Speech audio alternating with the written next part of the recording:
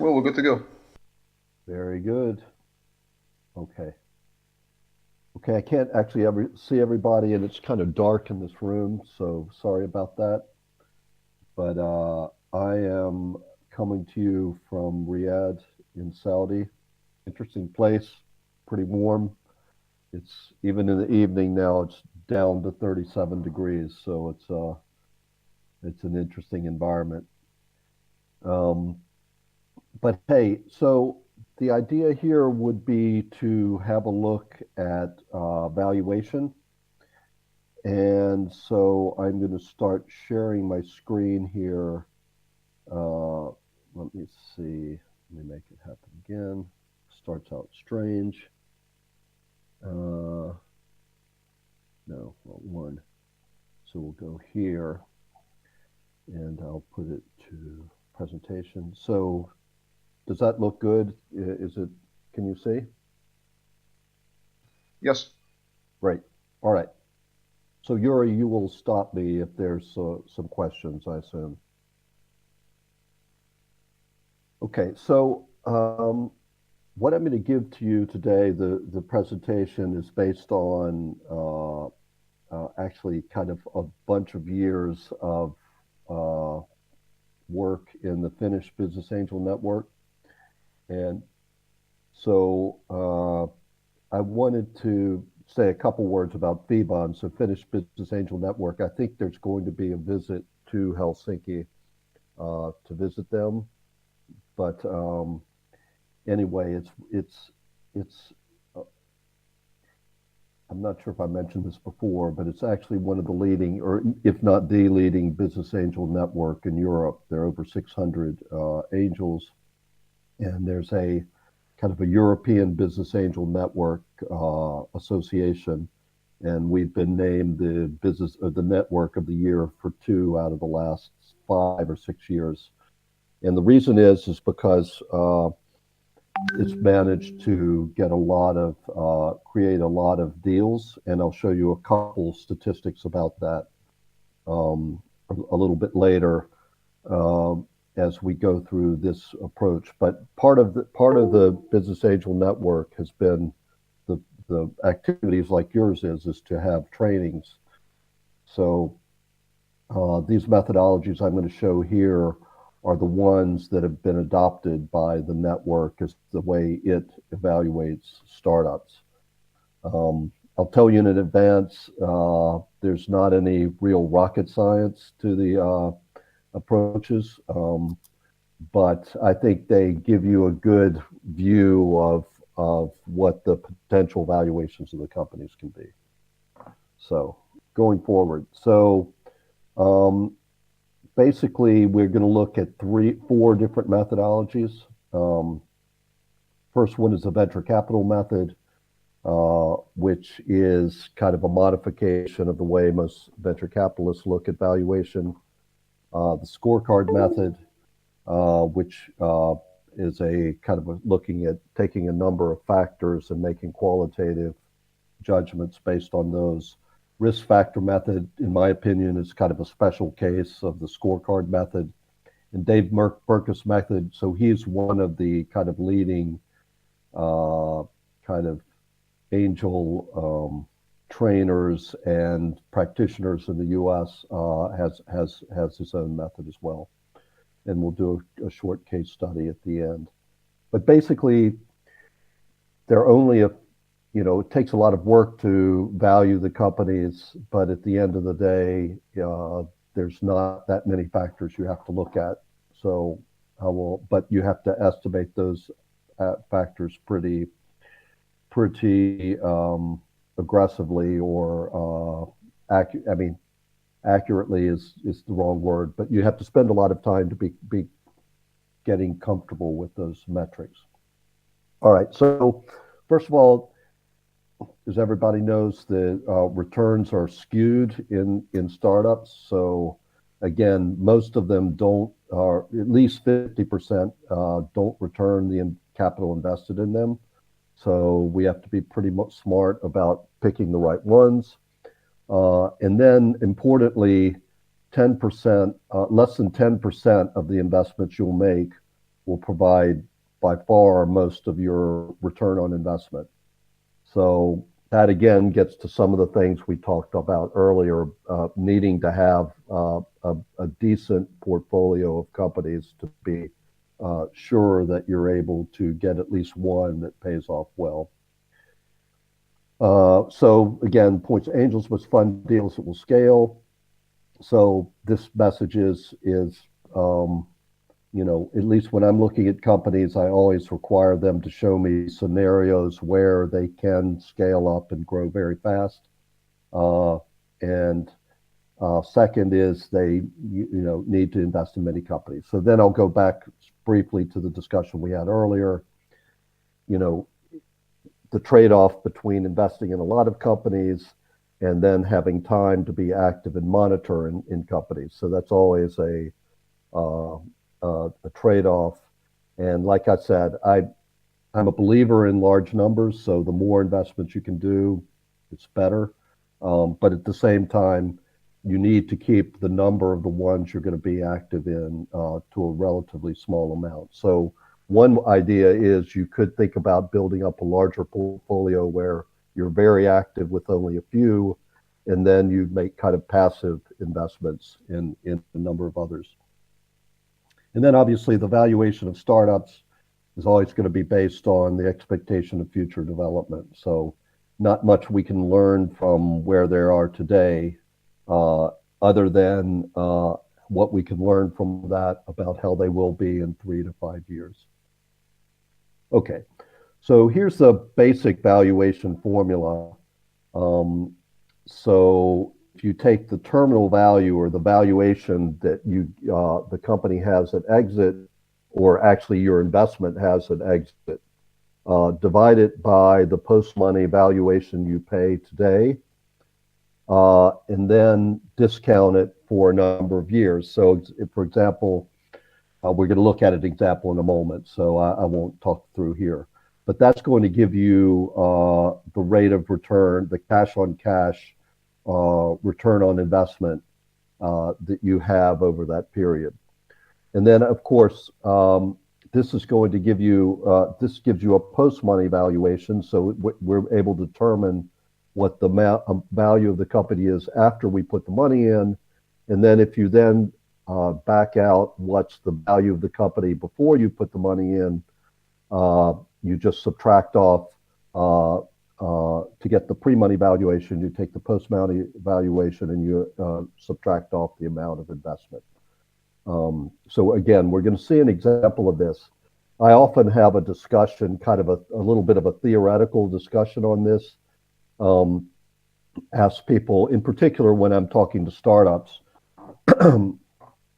ask them what they think their company was worth before the money went in. And yes, that's the pre-money valuation of the company, but in a way you have to think of the pre-money valuation assumes that money is going to come in. So if you see what I'm saying, actually, if the company never gets any investment, then practically their value is zero. But then all of a sudden, if an investor's interested, it's valued at €1 million and they put 200,000 in, they're all of a sudden worth something. So the only point is the companies need that growth capital to achieve the pre-money valuation they have. So I always try to talk about the pre-money valuation being the value of that company, that split second from when you push send on the transfer of money to them and the time that the money hits their bank account. So there's certainty the money's coming in. That makes them achieve that pre-money valuation. Because if they didn't have that money, they would not have the same future prospects, and thus they would be much less valuable. So anyway, just a small discussion there. So I'm going to give you an example here in a moment. So using financial models, so there a lot of quantitative valuation models exist. So people struggle with how much effort to put into doing a detailed long-term forecast of the cash flow of the company. Obviously, it's highly variable. So if you project out 5 years for a startup, the only thing you can be totally convinced of is you're going to be wrong. However, there is some value to getting those forecasts. So when I invest in a company, I always ask them to have a 5-year forecast because it's not because I believe the forecast so much as it tells me what their vision of the future is, so that I can see, does that somehow even out with the way I'm thinking about the future, so we can see if we have a shared view. And then, like I said, models are hard to apply to startups. So again, the valuations based on financial models have to be only a part of the valuation process. Again, the financials are a guess. The time to exit is a guess. So we don't know if we're going to be able to sell in 3 years, in 5 years, in 7 years. And like, because of that, discounting the pro forma estimates of the company has relatively little value. It has some value, but it can't be the only methodology you have. So the best way to set up and be confident about your valuations is have really good information on the market activity. You're going to see when we run the examples, everything depends on you knowing kind of what an average or a median valuation for companies that are similar to the one you're investing in. If you don't have the market information, then everything is guesswork. So that again gets back to why the angel band approach, having things in a startup includer, and then tracking what the valuations of deals that happen are very important to you as angels. So you want to validate your data against published data. And I'm going to show you in a minute how we do it in Finland. Art, not a science, all of these things. There's not a reliable data set for valuation, so you have to do the best you can with your internal data. Again, no universally accepted methods. We'll show you 4 here that I think are the best ones available. Every situation is different, so you can't just use one methodology the same way every time. And definitely the last one is the number one. You're a negotiation process, not a pricing process. So just because the spreadsheet tells that a company's about worth €1 million, doesn't by any means mean that they're able to get that valuation. So in general, you have benchmarks that you can use with these valuation methodologies. They help you as an angel form your negotiation strategy to get the optimal price when you go into the companies. So, Yuri, is everything okay there? Any questions? Perfect so far. Вопросы есть? Okay. All right. Don't seem to be any. Вопрос. Yep. Oh, there is one. Mm-hmm. So when calculating terminal value, you build a model of financial model of the company, or startup builds, or how it works. Right. You need to determine this cash flows somehow. Right. So good questions. And let me get to that when I show the example, because I will. So that's the million dollar question in more ways than one. And to give you a pre-idea, I want the startup to come up with a model, and then I want to look at it and adjust it. But I will address that question in just a moment, because we're going to look at a concrete example. All right. So one thing to keep in mind is that valuations are often too high too early. Obviously, that looking at the formula I showed, the higher this is early on, the lower your return on investment is going to be. So, the kind of message here is, from our perspective, if you pay a really high price, it's going to cap no matter how well the company does, it's going to cap your return on investment, which again, it may be a fantastic return. I mean, you may get 2, 3, 5 times your money back, but if you had played it a little bit harder, you might have gotten 10 or 15 times your money back. And that, again, has to be offset against all those other companies that will probably not return all the invested capital.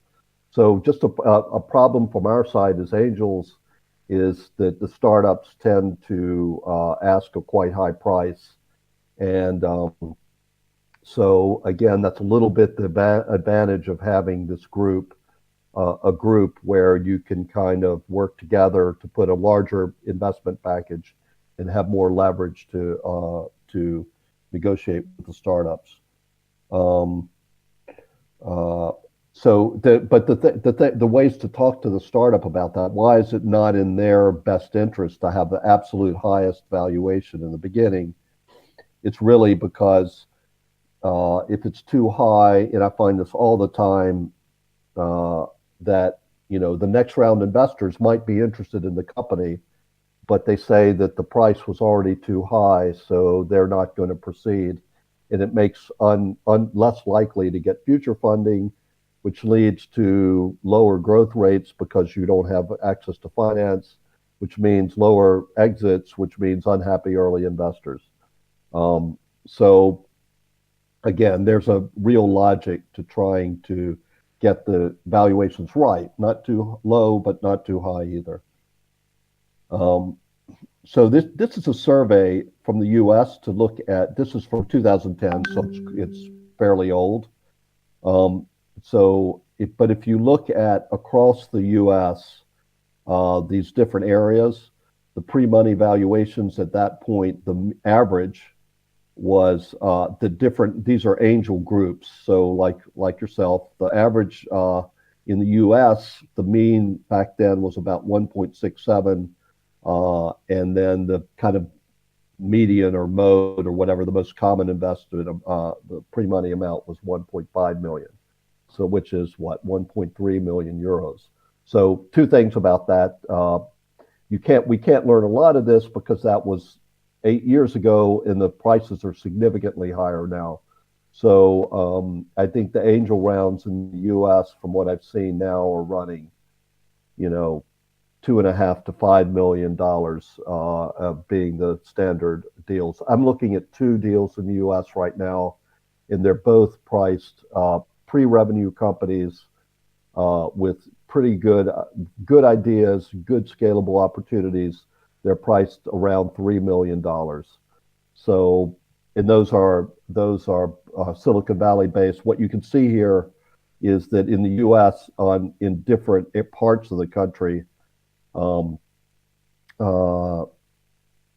let's say outside of the Silicon Valley, New York, and Boston areas, valuations are significantly lower. And then looking at certain sectors, so obviously life science in general are going to have higher valuations. So this is kind of what the U.S. looked like about 10 years ago.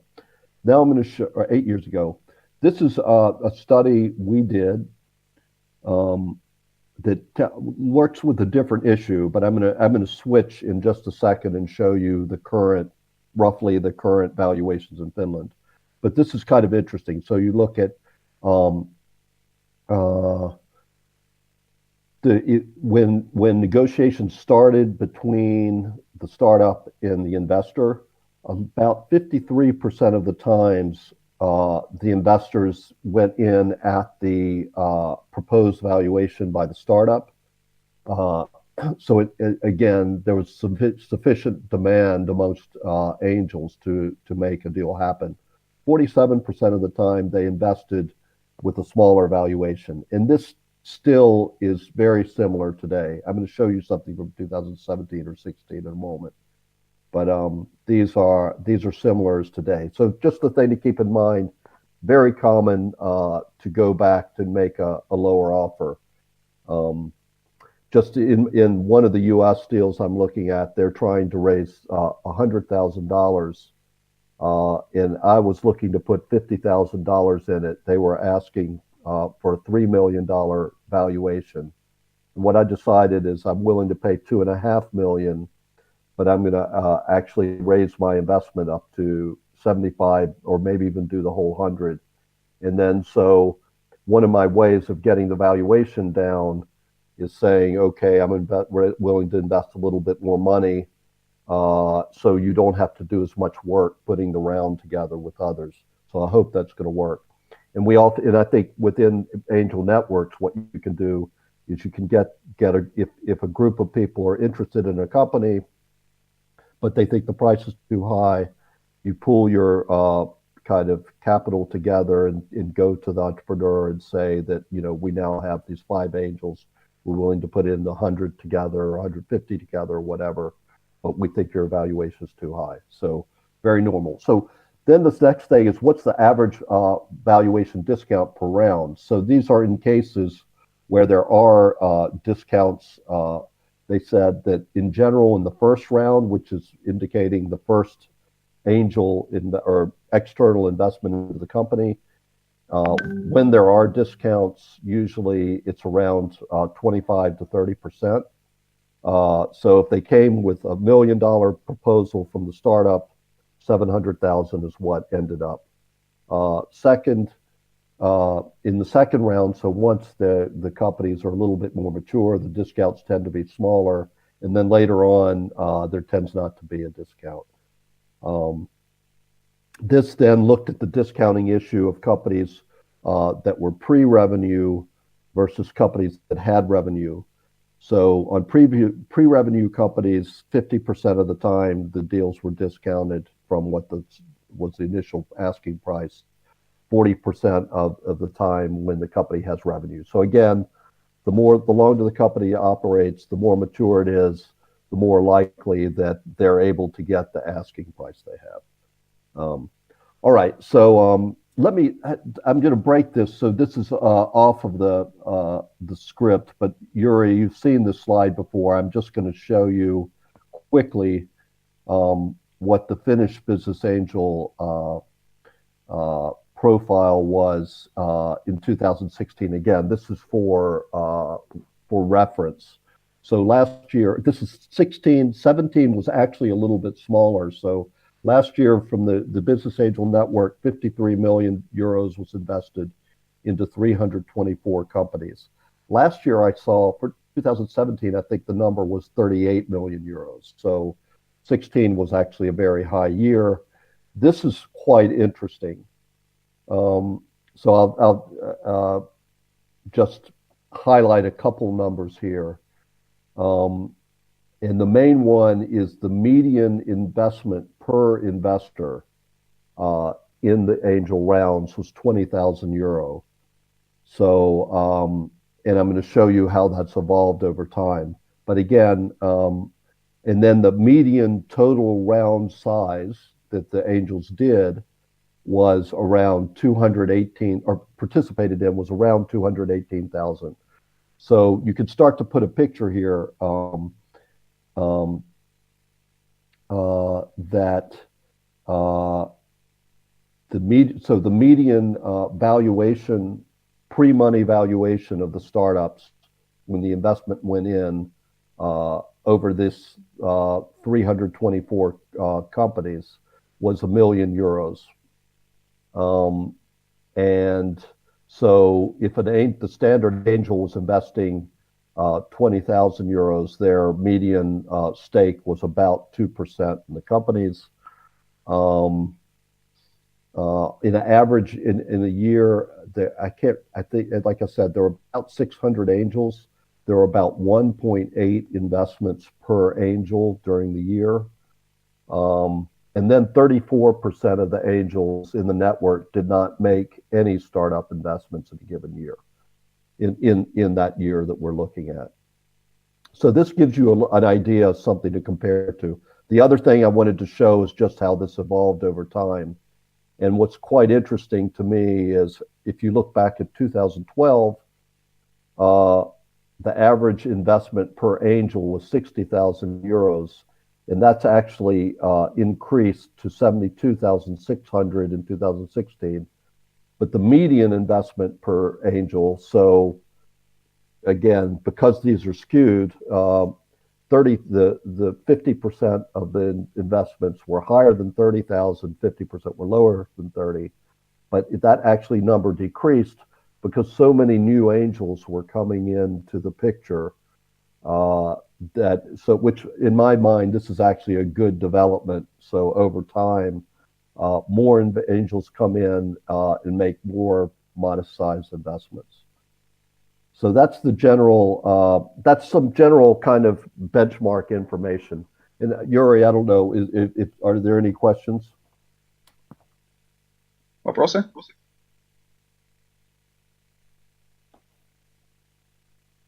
Don't seem to be any. Okay, good. So let's look at the four methods now and look at an example with each one. So the first one is the venture capital method. I already showed it to you, what the formula is. But let's see an example of that. So basically, you have to estimate the terminal values. So the selling price in 5 years. So I'm going to show you what they look at in this case in just a second. So bear with me. Then note what your anticipated or required rate of return on investment is in times your money back. So in this case, the angel's looking for 20 times his money back, and I want to make a comment on that in just a moment. A divided by B is opposed. So the post-money valuation is basically going to be the estimated terminal value divided by 20. And then the pre-money valuation is going to be that post-money valuation from here minus the investment amount. VC method, this methodology is oversimplified in valuing early stage startups. It's useful, but you actually have to do a lot of work that I'll show you in just a moment when we look at the example. Okay, so you asked about how you set the exit price. And so there's several methods. None of them are very satisfying to me because you do have to do some math that's very, very uncertain. But one of the ways is, which again is probably the one that's used the most. It's certainly in Finland, it's noted is basically what's the choose of what your kind of expected price to earning ratio will be. So selling price to amount of profits of the company in that terminal year. And that allows you to set what the sales price would be if you could estimate what the earnings are. And I'll show you again an example in a moment. Second is a multiple of revenues in the terminal year. We're going to look at that in a moment as well. A third way to do it is the multiple of subscriptions or other metrics in a few verticals, meaning if certain industries have kind of accepted ratios that maybe are based on the number of users or the number of subscriptions they have or something like that. So if you can estimate the number of users a given kind of SaaS service will have, you could probably come up with an estimated exit price. But then the message here is don't agonize too much over the calculation because again, you're always going to be based on a model that you have discussed through, that a startup has proposed to you and you've discussed through. So let me go through this example and then I'll address the question that was brought up earlier. So terminal value year, so here's your assumption. So you're looking at an investment, you're trying to see what can you afford to pay to still get your target valuation. And so first of all, you say, okay, our target's going to be to have to sell in the 5th year. you look at the model that the startup has presented to you, and generally, using this methodology, I would look at two numbers. First, I would look at what's the revenue that they're proposing in the 5th year. In this case, it could be $20 million. And then actually look at what you think that number is going to be. So to the question, what I generally do is that I ask the company to send me their financial model. And then I go through together, and we actually do this as a group. So if we're investing as a group of angels, then you maybe meet separately a couple times and think through whether you really think this model is appropriate, whether it fits. And then if you generally what I end up doing is if I see a company that's estimating 20 million in 5 years, I start thinking, I put a haircut on it of 25 to 50%. And again, when I'm talking to the startup, I will give rationales for that. I'll tell them that they've overestimated the market size, or, I'll look at several different elements of their financial model and try to see where where I think they're being overly aggressive. But again, in one way or another, you need to come up with a kind of a terminal revenue number, and then again, estimating that the net profit would be 10%. So they would be at $2 million of profit in the 5th year. Then you look at the industry. So you can pull. So this is an interesting calculation. So looking at price to earning ratios, you can go to the stock markets and pull out, take a look at different companies that are in that industry area, and kind of see what the average price to earnings ratios of public companies are. Say a word. Well, so I'll say it now. So the 15 times. So if you look and you see in the newspapers, you think that the industry is about 15 times price earnings ratios, about 15 times today. First of all, you're going to need to think of, okay, do you think that will stay the same in 5 years? So what's your view? Is actually, are companies going to become more valuable? Is that industry expanding quickly? Are there reasons the margins might get higher? Maybe I'd say, okay, today the PE industry, the price earnings ratio of the industry is 15, but I think it's going to go to 18 or 20 in 5 years. Or maybe if it's some sort of a declining industry, maybe I think it's going to go down to 12 or 10. So that's one dynamic that's going on around that kind of multiple you're putting on it. The other dynamic is, okay, so is it right to take a public company and then take its price earnings ratio and then say that that's what's likely for a private company, a company that's not listed? And then there are two dynamics there. The first one is, obviously, a public company is going to potentially be valued higher than a private company in terms of their multiples, because they're more liquid. So it's easier to buy and sell.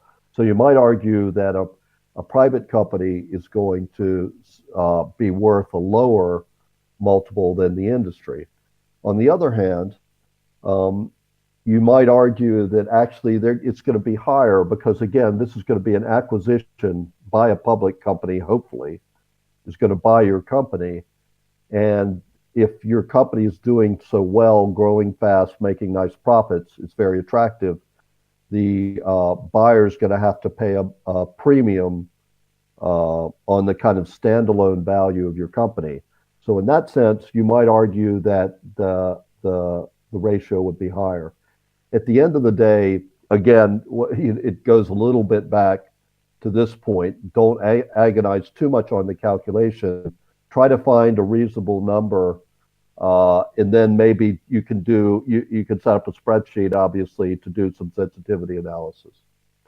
So all this is to say the 2 million in profits times 15 is going to give us a terminal value of 30 million. That's the assumed sale price at the end of the day. We have a 20 times, we said discipline, from a discipline standpoint, I'm targeting to have 20, to get 20 times my money back every time. That, by the way, makes an internal rate of return of 82%.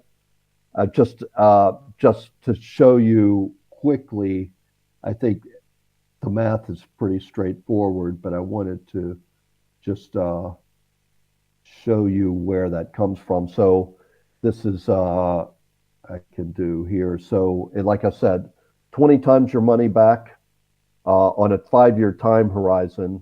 All you do is you take that 20 and you put it to the 1/5 power. So you basically kind of discount it over a 5-year period.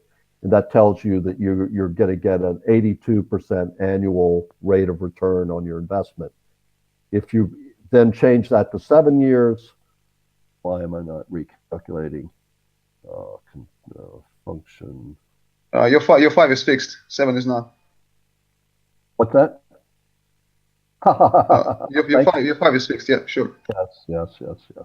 Okay, so again, obviously it goes down if you increase the if you decrease that. So you get the dynamics with this, but it's a simple math calculation. But again, I'll show you in a minute why it's important to, well, the reason it's important to focus on that. So you have this conversation with a startup, say, wow, that's crazy that you're expecting 20 times your money back. And then you say, well, first of all, you don't go and tell them directly that you're trying to get 20 times your money back. These are all calculations you're doing kind of in the background. But on the other hand, if there's a question of you're being too aggressive as an investor, you have to make the point to them that, the standard startup does not go as planned. So you're now, every startup you invest in has to have that expected high rate of return, or you really can't be in this business of investing in the startups. So again, if you take the 30, you divide it by the 20, you get that's what your post-money valuation is going to be. You subtract off the 3 million. So this is the total amount of money that's going into the company. So again, if you are, maybe you're not investing that whole 300,000, but the relevant metric here is the total amount of the money going in. So the company is effectively worth, the standalone operations of the company is worth 1.2 million. And then they have $300,000 in their bank account when that comes in. So they're effectively worth 1.5 million. And then the 300,000 that investors have put in is worth 20%. So 300,000 divided by the post-money valuation. So at this point now, the founders will own 80% and the investors own 20. So that is yeah, I mean, so this is probably the most sophisticated investment or kind of the four methodologies, so in a way the most sophisticated, but at the same time also the most relies on the most set of assumptions.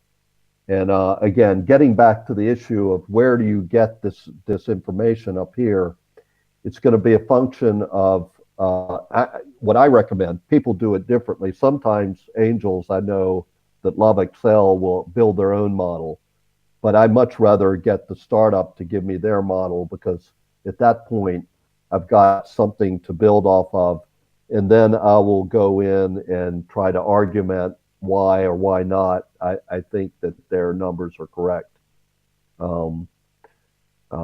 Like I said, in general, the best practices are that startups build 5-year forecasts. The first year monthly, basically. So you have, the next 12 months estimated on a month-to-month basis. Then maybe the next 2 years will be quarterly or half yearly, so they won't do monthly forecasts for the second and third years, but either quarterly or half yearly. And then the last couple years would just be annual numbers. So again, you don't try to look out specifically 60 months. You're looking at 5 years, but the last couple years you're just looking at the total annual numbers. So I'll stop here. So any questions, comments on this methodology? A question about terminal value. Yes. In year 5, you discounted to year 1, right? Before Yes. dividing by Yes. pre-money valuation. And what is discount rate you use? Okay, so a couple things. So actually you actually discount it to year 0. So today you have to kind of write out your timeline, but you want to discount it back to this day. So when you're talking about 5 years, you're discounting it back. What is it? 5 times. So okay, so that's the first point. Second point is, how do you discount it back? Well, where you get your discount rate is based on looking at that startup, you make an assessment of the risk level, and we'll look at a couple other methodologies that will help you with that. So in this case, the discount rate is 82%. So effectively, your discount comes out of what is your required rate of return. So again, 82 sounds like a sky high, crazy high discount rate. If you look at the stock market, it's 10 to 15%. If you look at a bond, it's 2 to 3, 4%. So why is it 82%? It's because those are portfolios. So the stock market is a portfolio of stocks. This is one company. And so if you knowing that many of these aren't going to return the capital, it means that you have to require a very high discount rate. So this is the absolute simplest version of the model. But it is relevant because some people will want to look at that financial model, and in particular, if you're a banker, have a banking or financial background, you want to look at the discounted cash flow that the company is producing, and then discount those annual cash flows back. But that's irrelevant to you, those cash flows, except for the fact that whether it means that they need more money. The only thing that's relevant to you is what are they going to be worth at that end of that 5th year. So that's kind of my answer there. So in this model, you actually don't need to, this 82% it's a end result of the fact that you're trying to get 20 times your money back. Another, like I said, another way to look at it is if you're planning on building a portfolio, you're going to hope to get an internal rate of return or return on investment annually of 20 to 25% on that whole portfolio. So again, that tells you that since you're going to lose some money on many of them, you have to plan on getting a high rate of return on another. I've actually been building a financial model for several VCs, so you could definitely build a financial model for your angel portfolio that says, I'm going to invest in 10 companies, I'm going to invest X amount per company, and I know that some are going to go out of business. I know some are going to be home runs, so you could go in and look at a distribution of outcomes for those different investments. I don't really recommend it because for venture capitalists, you absolutely need to do that to be able to share your kind of vision with the limited partners. As an angel investor, I'm not sure it's really that worthwhile. But yeah, those are this is basically, again, the way you were able to create this model. So you use the 20 times your money back to divide to 30 to get back to your post-money valuation. Another problem with this, by the way, which you can imagine, and another reason why you need to look at this high ratio is probably the company's going to need more money, right? So it's making a very, very aggressive assumption that the company doesn't get more equity in the future. So, it's assuming that basically we bought 20% today with this 300,000, and we're going to own 20% at the end of the 5 years. So that is usually a very bad assumption, which is another reason I want to see the startup giving me a 5-year forecast, because I want to know how much more money are they going to need. So if you're assuming that actually, you're not going to own 20% at the end of the road, you're going to own 10% because you've been diluted, then, it affects all these numbers. Effectively, it means that you're going to have to pay a much lower pre-money valuation. I haven't worked through the math, but it sounds like it means that you'd need to, instead of pay 1.2 million, you'd be wanting to pay a half of that, because your ownership is going to drop in half over time. So again, this model, and this is why people really don't believe in this kind of a discounted cash flow model, or that you don't want it to be your only methodology here. Let me actually move forward with the other approaches, because then they complement. Well. Just one question before we move on. Yeah. It's regarding the required ROI. There was a question coming in saying that is required ROI dependent exclusively on the greed of investor and the negotiation position that he or she take? So yes and no. So this gets to your own kind of discipline with your investment strategy, and so as an angel in general, you need to be willing to compromise with the startup to find middle ground. So, and then second thing is you need to be willing to walk away if you don't believe that you can get an adequate return. So in general, yes. So what it's mostly the valuation mostly gets determined by how many different investor groups are bidding on the startup. So if you're the only one and they don't have other alternatives, then yes, it's really kind of a function of your greed, if you want to call it, or your objective, your high ROI expectation or need. If there are multiple ones in bidding, then the startup is again, it's an auction situation.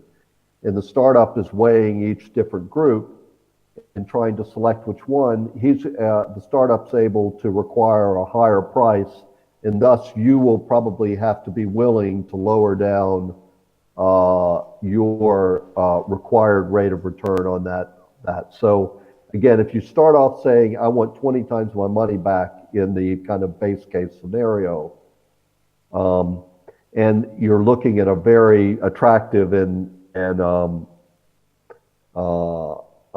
startup with a lot of bidders, you're probably going to have to release, you're going to have to be satisfied maybe with an expectation of 15, so you might have to lower the price in order to actually win the deal. So I would say that is what the question was is basically true, but then again, frankly, that's another of the value of having a business angel network, to try to reduce the competing groups that are willing to invest in that startup. And then, when I'm advising the startups, I'm advising them to find as many different groups as possible, VCs and or angels that are willing to look and consider investment.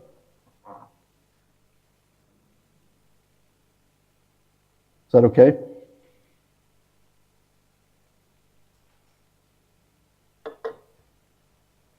Okay, let's move forward to scorecard method. So remember, there were 4 different methodologies, and this one is the most time-consuming because it's the most complicated. But let's look at the second one. So scorecard method, first thing you need to do is you need to determine what is the median value of companies similar of companies similar to ones that you're looking to invest, the one you're looking to invest in. Where do you go for that data? First of all, I showed you some benchmarks from different countries. Gut feeling, looking at companies in Belarus compared to companies I'm seeing in Ukraine, in Lithuania and some other markets. My gut feeling is that your markets are slightly discounted to the Baltics. It may be compared to Finland's kind of median valuations, probably it's maybe 10 to 20% less, but not a huge amount, because I've seen Belarus companies, of course, getting investors from Europe, from other places. So the valuation a little bit depends on where the investors are coming from. So you have to, so I believe there's a slight discount on what we see in Finland. There's certainly a discount. Europe itself has a significant discount on the US. So I'd say that prices in Europe are at least, 25 to 50% lower than the US. But the point is, you got to, again, part of this is a little bit theoretical. So you're kind of thinking of through this, you're looking as much data as you can. But if I'm saying that pre-revenue companies in Finland, broadly, if we're looking at the ICT industries, SaaS or, artificial intelligence, others, I think probably the median values are around €1 million of pre-money valuations. So gut feeling is for a pre-revenue company, and that's why it varies widely. So I've paid as little as 200,000 or even 150,000 pre-money for some companies with no revenue, and then I've paid as high as 2.5, 3 million. So that's why the median is a little bit more interesting value to think about than the average.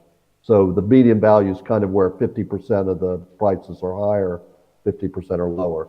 But if a general starting point is €1 million in Finland, I would then say probably a median value you might think about in Belarus would be 700 to 800,000, maybe a little bit lower, could be 500 to 800,000. But again, consider recent local deals that have been done. Try to exchange information with other angels that have been doing those deals. And then consider, local deals are the most important, but then regional, national, European deals. Try to get a benchmark for what similar companies are pricing at when they have investments. Then we're going to look at several critical issues, assign weights for those, calculate the weighted average of the issues, and multiply the final factor by the median value. And so before I show you the next slide, which shows you these critical factors, I think I look at this like the angel's brain. So what is the angel looking for in a startup that it thinks are the secret sauce to making it a great thing? So this is actually it comes from the US, this valuation weighting scheme. And, my message around this is you should kind of think about these and think about what your own weighting would be. My personal weighting is I put a much higher, and I think all angels should put a higher percentage weight on the strength of the management team. And that's because, particularly here in Europe, and I'd say it's specifically in emerging markets like Belarus, there's limited management skill. In Finland, there's also quite limited. When I make investments, I don't believe that I can survive an early big changes in management. So if I lose one or two or three of the management team, it creates big challenges.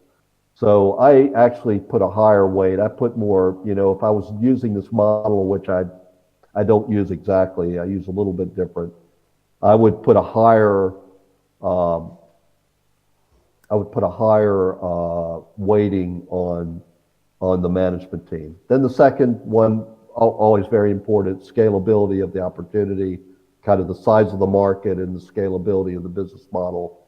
Third is the quality and maturity of the technology and or service. Then, what's the status of their marketing and sales channels? Are they able to get into the markets they need to get to? I've looked at, for example, a lot of Lithuanian companies, and this is actually very high. The product is high. The quality level is high. The global opportunity is high. Maybe it's a pretty good management team, but often these are non-existent. So I have to give them a low score on this one because maybe they have significant sales already, but they're almost all in Lithuania. So can they really scale this out to international markets? And then the competitiveness of the market. Are they going into something where, relatively few competitors dominating yet? Or are they going into one where there's a lot of competition? And then there's kind of a catch-all.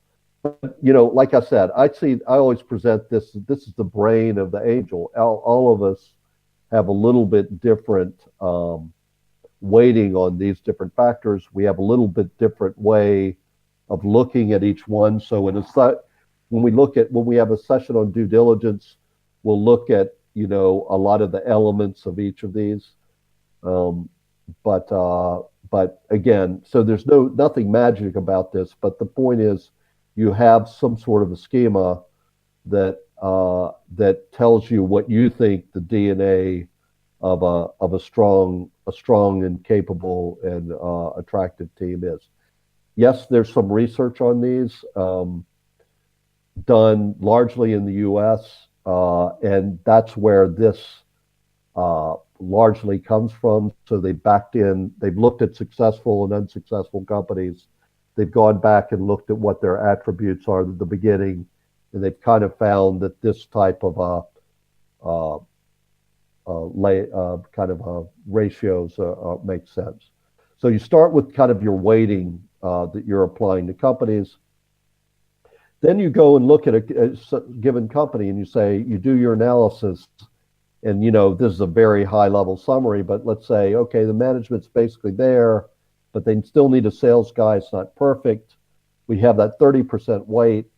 We're gonna say that this is a better than average management team, so we're gonna give it a factor of 120. Then you go down and you look at each of those, and you look at your kind of what are the status of each of those attributes. And again, you kind of make a short summary. You say, okay, opportunity's big, so we're gonna give a premium for that.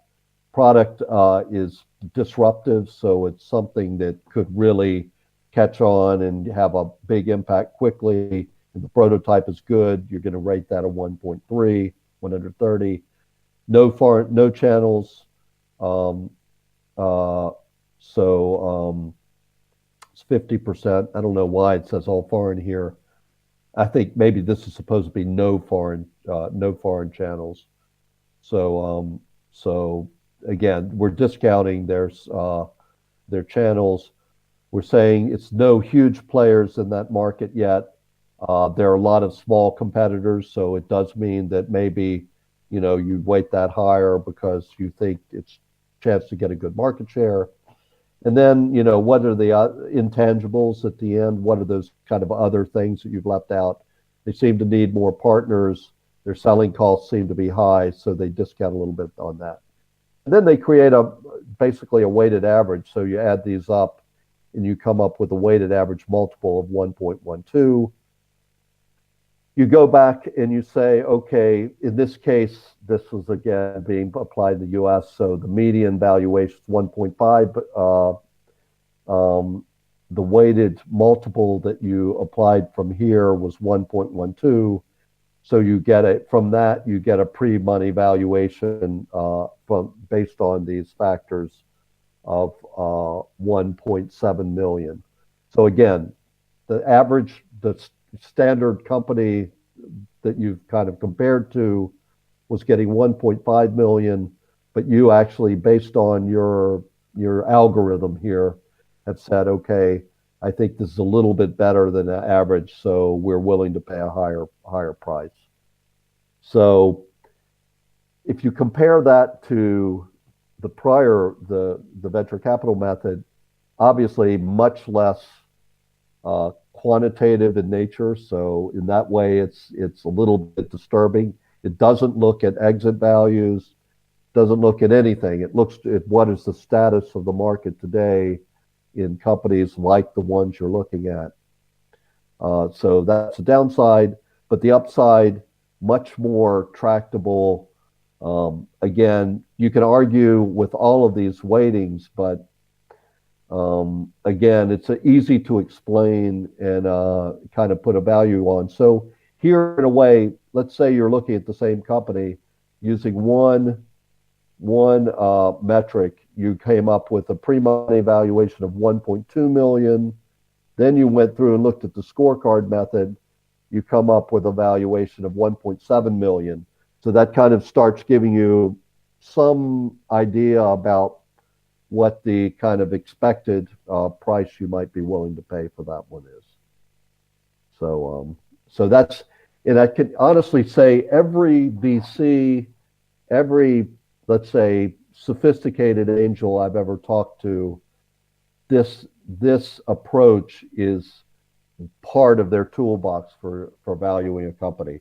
And primarily it's because if you think about it, in particular venture capitalists, and as well as members of angel groups, you're building up a lot of data to be able to kind of start, forming good hypotheses about what these might be. So I like, even though this is as a mathematician, it's a really disturbingly non-quantitative way to look at it. It is taking a lot of things that make sense to me and trying to put some metrics to it. So any questions arise from that?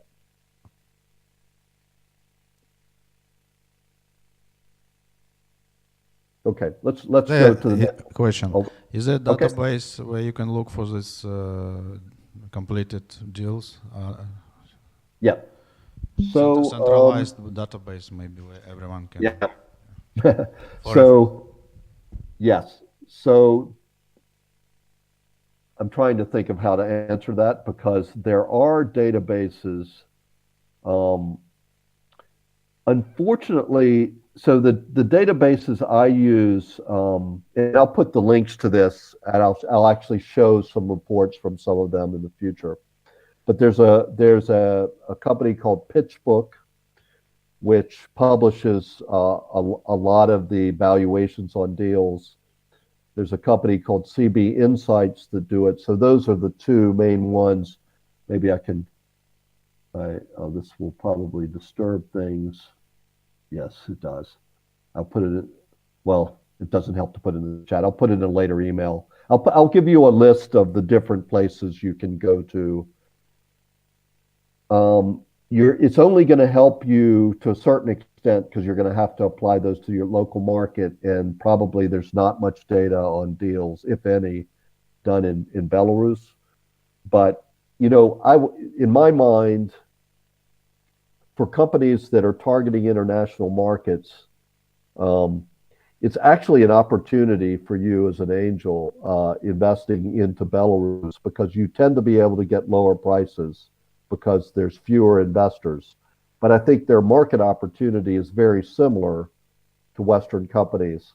So it's not irrelevant to look at international deals and look at valuations, because that will tell you, if you really believe in that team, and a lot of them that I've seen in Belarus already have international traction, you might be able to. That's why I actually think there's a great investment opportunity in Belarus and in all those emerging markets, because in particular in the ICT industries, you can go out and the team can go out and grow very fast, and they're really not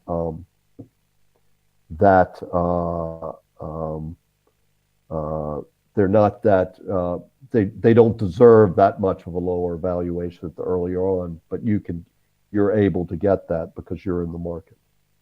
But I'm writing this down, and I will send you links to the databases that are relevant for getting that for the data that's available.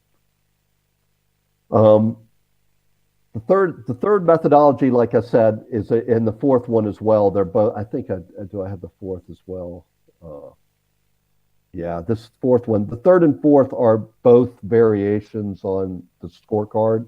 So again, you start off with the median value, so you got to have that. Then you consider and assess different risk types, assign positive or negative values to each. Then you sum them up to get the pre-money valuation. So how that works, here are the different types of risk. And again, we're going to touch a number of these, not all of them, but some of them in subsequent sessions.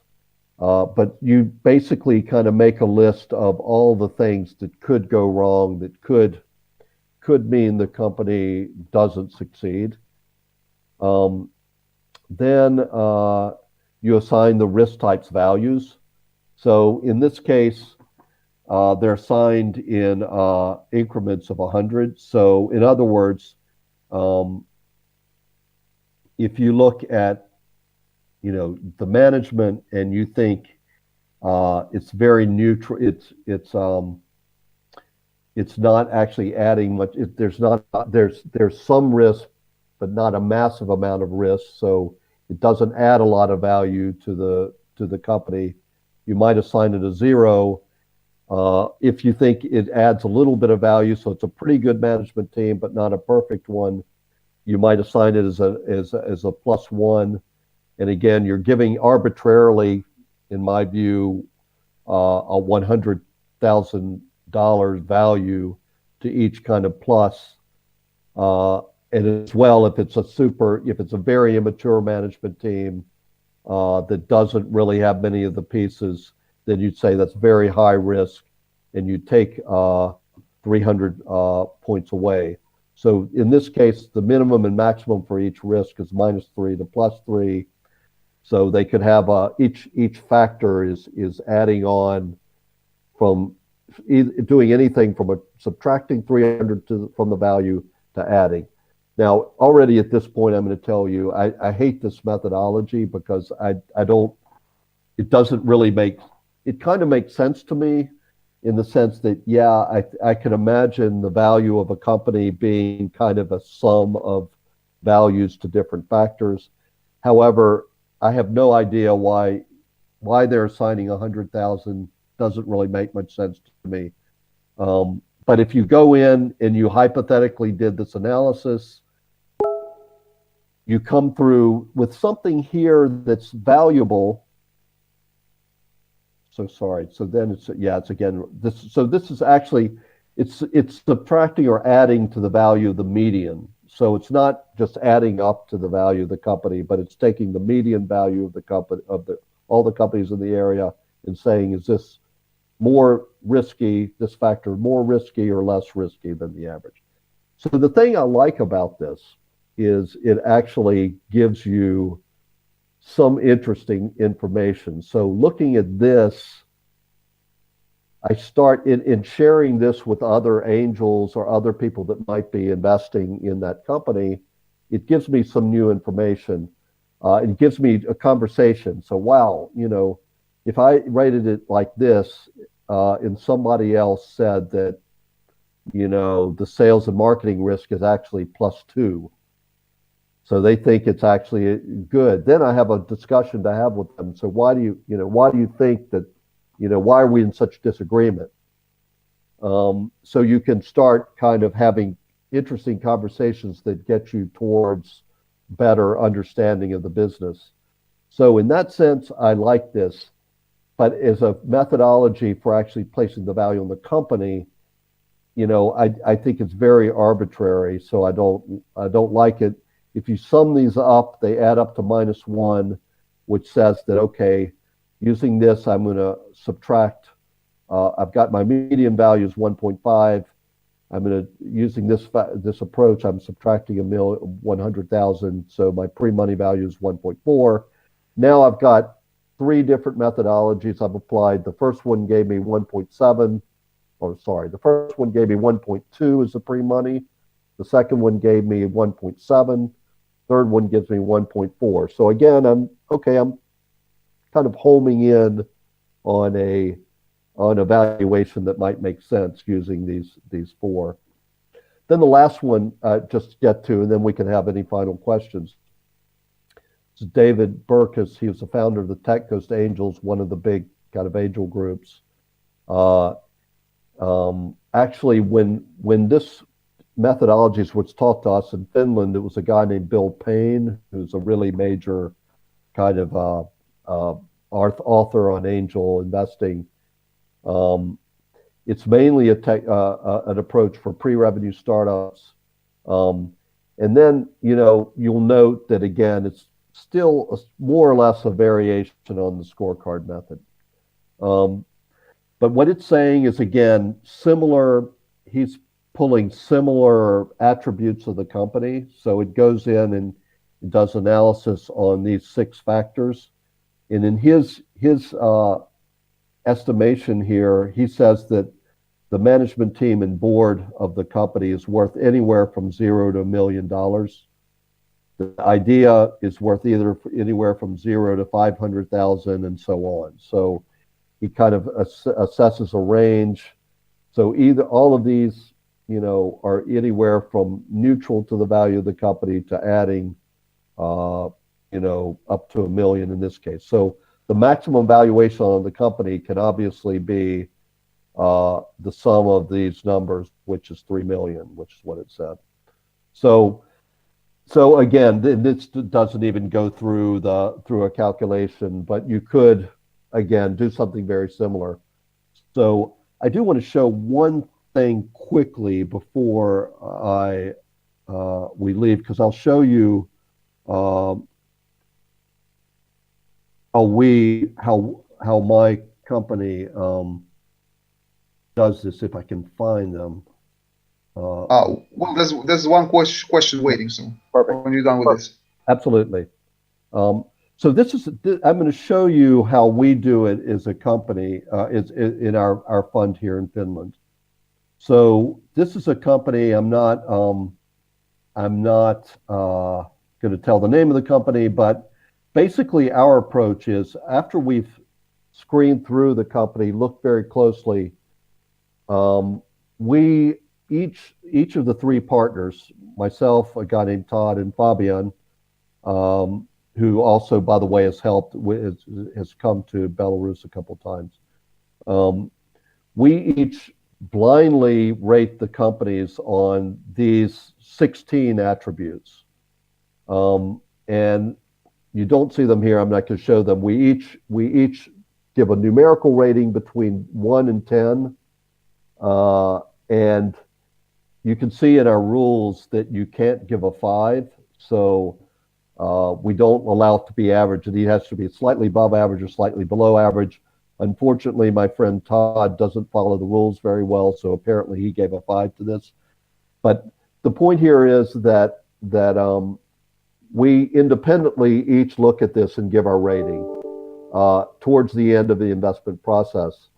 And what this does is, at the end, we calculate the average of our ratings. So we say, and we compare this to other companies we're looking to invest in.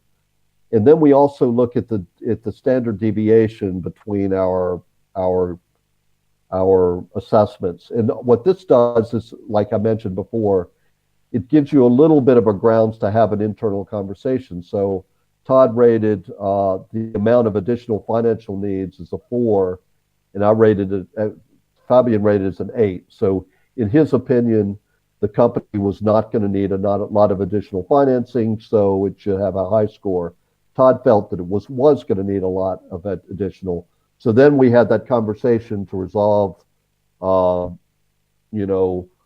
why we see that differently. Why do we see the business model paying customers differently? So it helps you have discussions on what are the challenging areas. Don't derive any, we don't use this at all for valuation. This really is something that we use to tell, will we make this investment or not? So again, that's kind of an applied version of the scorecard method that shows you how it's kind of practically applied by us. So please ask question now.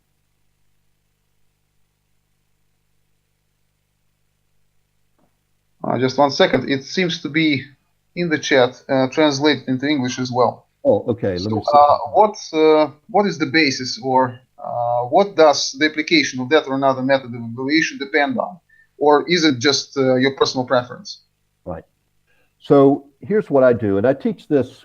As I mentioned, I'm a professor of finance, so I teach executive MBAs in the U.S. valuation. But primarily, when I teach valuation, I teach it at public companies. So interestingly enough, in the merger and acquisition business, there are variations on these three. We always use discounted cash flow, but we also use these are effectively what we call comparable methods, where we're comparing the way companies operating to others. So my message is I like to use as many different of these methodologies as possible. So I actually apply, whenever I do, I always do the first one. I always do the second one. And then I always do this one that I showed here. So these are 3 things that I always do when I look at them. And like I said, I may get different numbers from those. And all I'm using these numbers for is forming my opinion and giving me tools for the negotiation with the startup. So it's not like I sit down, I would never share this with the startup we were investing in. I'd never show them how we were separately rating it. But I did share with them, for example, we have concerns about the additional financing needs, or, we have concerns about, the number of paying customers, whatever. So it helps me to develop tools to argument with the startup. But yes, I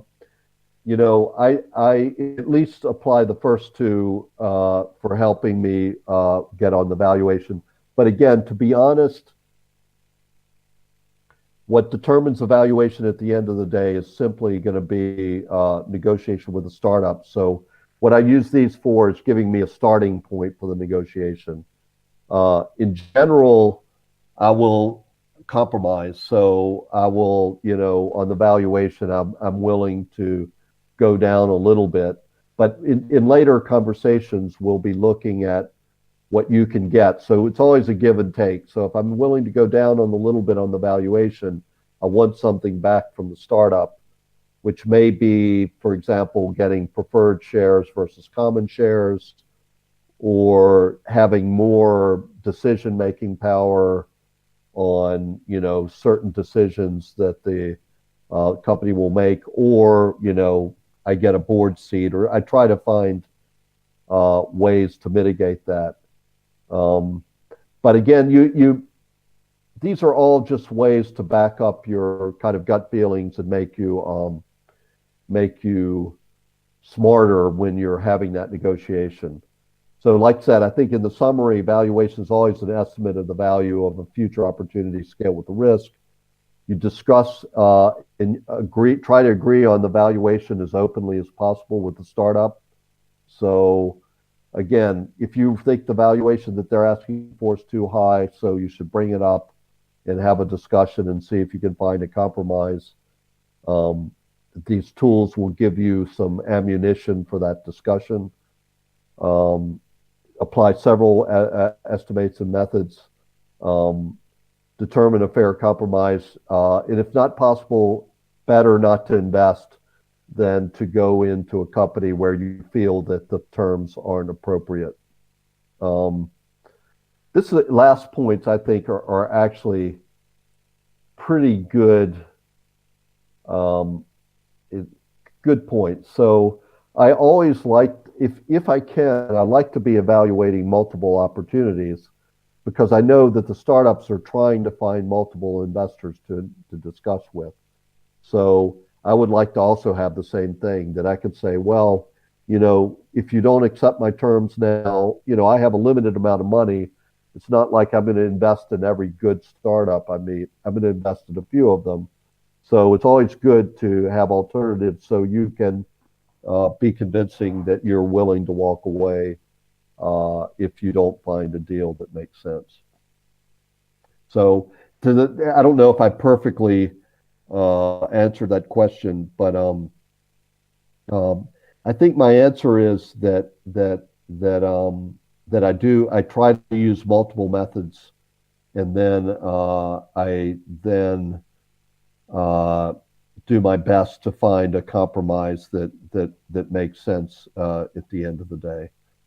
So, yeah, but that's I think my presentation for today. So, questions or comments?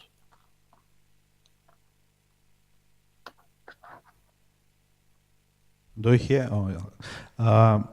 Microsoft bought Skype for 8.6 billion. It did. Skype never was profitable. It was loss-making through all its history. And in 2011, when Microsoft bought it, it had a revenue of 860 million, if I'm right. Did you maybe see some good article explaining why this valuation made sense, how it was, derived, and whether it was actually good, whether it proved to be, prudent for Microsoft in the end? Right. Good. So great, interesting case. So actually, Skype is a great case because it got sold twice. The founders made money twice. So both times, I think the valuations were too high. So a couple things. So yes, absolutely. I will post. There's a couple very good articles regarding that case. And the first interesting case when they sold to eBay. eBay, I have somewhere. They bought it. They also bought it for, I believe, $6 or $7 billion and they effectively had no revenue. And then they ended up having to sell it because they couldn't scale the opportunity, because actually when the company sold to eBay, they didn't sell the IP. The intellectual property was owned by the founders. So eBay, for some reason, paid way too high a price. So they ended up selling it back to the founders. The founders worked with a private equity company. The founders bought it back. They sold in the intellectual property, and then they resold it to Microsoft. So, and I think you're right. So that it sounds right that the valuation was about 10 times revenue. So they sold it for $7 billion, and they had about 800 million.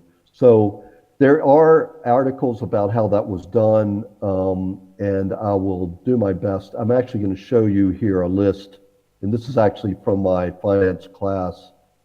I'm only showing this because I think it's it's a really interesting slide. But if you look at, let's see, hold on.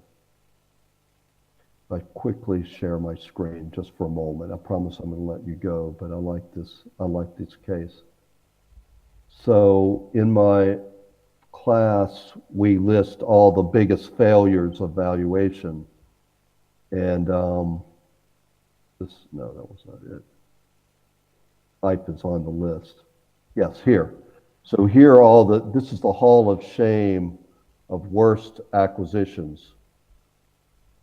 And you can see eBay, this is actually eBay's purchase. So eBay bought Skype for $3.1 billion, and they wrote off 45% of it when they sold it back to private equity. Or they bought it in 2007, they sold it to private equity and the founders, I should say, and then they sold it again to Microsoft. But you can see these incredible, so Hewlett-Packard, when they bought Autonomy in 2011, they bought it for $11 billion, and then they had to write off $8.8 billion of the value when they found that they failed in due diligence. When they tried to do the due diligence, they didn't realize that Autonomy, when they showed their revenue figures, the revenue figures were not, they were kind of cash revenue. They weren't realizing how the revenues were earned in an accounting sense. So they made a huge error. So my always point with this slide is how huge errors that sophisticated companies make, even using investment bankers. So then I think to us as angels, we're trying to make these valuations of these small companies with relatively few tools. How good a chance do we have to making it right? But yes, I will. So sorry for the long story, but I will share with you about Skype and also a number of other valuation articles that kind of help you build your intuition.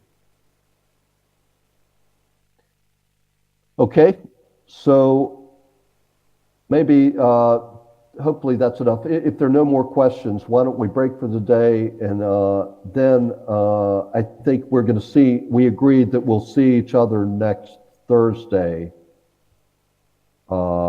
at 6:30. Wasn't that the result, Yuri? Still stands with me. Yes. So next Thursday, 6:30, and yeah, and then I will post some things to that shared drive. I think, has Nina actually shared that folder with the angels yet?